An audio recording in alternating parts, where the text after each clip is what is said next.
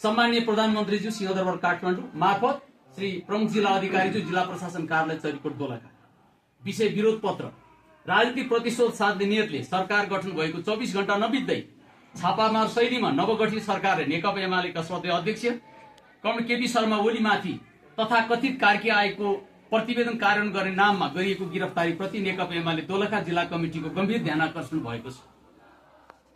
यो कदम लोकतान्त्रिक मूल्य मान्यता विधिको शासन र संवैधानिक प्रक्रियामाथिको ठाडो प्रहार हो।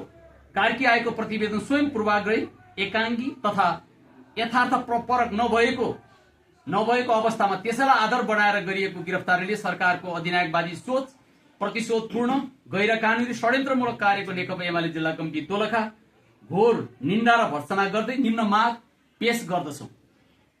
1. नेकपा एमालेका सदस्य अध्यक्ष तथा पूर्व प्रधानमन्त्री केपी शर्मा ओलीलाई नियोजित, निर्देशित र गैर कानूनी गिरफ्तारीको विरोध गर्दै निशर्त रिहा गर्न माग गर्दछौं।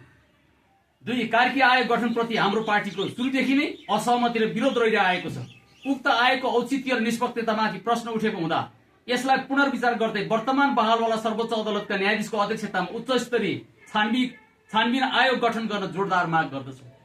राज्य पक्षबाट भइरहेको दमन, धरपकड तथा आतंकपूर्ण गतिविधि तुरन्त बन्द गर्न माग गर्दछौं। विधिको शासन पूर्ण रूपमा स्थापित गरी कानून सबैका लागि समान रूपमा लागू गर्न माग गर्दछौं। सुशासनको प्रत्याभूति दिलाउँदै पारदर्शी र उत्तरदायी शासन व्यवस्था सुनिश्चित गर्न माग गर्दछौं।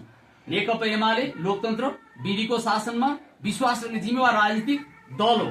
हामी स्पष्ट गर्न चाहन्छौं कि हाम्रो आन्दोलन शान्तिपूर्ण, संवैधानिक र लोकतान्त्रिक अधिकारको प्रयोग हो। राज्य संयन्त्रको दुरुपयोग गरी राजनीतिक प्रतिद्वन्दीमाथि बदनियतपूर्ण कारबाही गर्नुले देशमा आन्तरिक द्वन्द्व सिर्जना हुने भएकोले पूर्वाग्रही नभई कानूनी शासन, लोकतन्त्र र मानवाधिकारको रक्षा गर्न अपील गर्दछौं। जनताका आवाजलाई व्यवस्था गर्ने कार्यले परिस्थिति झन जटिल बन्न सक्ने भएकोले यथाशीघ्र सम्बोधन गर्न अनुरोध गर्दछौं। उपरोक्त मागहरू यथाशीघ्र सम्बोधन नभएमा हामी थप सशक्त आन्दोलनको कार्यक्रम घोषणा अवस्थामा रहेको छ। त्यस्तोलाई आधार मानेर त्यो पनि सार्वजनिक नभइकन यो गति र ज्यादतीपूर्ण वातावरण बनेको छ र अहिले बालेन सरकार आफ्नो बुतामा होइन, अमेरिकाको चाहिँ तपाईको कठपुतलीको रूपमा अनि लुसिफरको रूपमा काम गरिरहेको छ।